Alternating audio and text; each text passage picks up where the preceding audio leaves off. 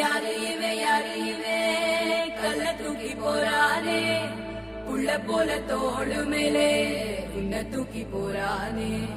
கண்ணு ரெண்டு போதல, கை கால ஓடல, கங்கையத்தான் தேடிக்கிட்டு தன்னு தானே சுமந்துக்கிட்டு லிங்கம் நடந்து போகுதே.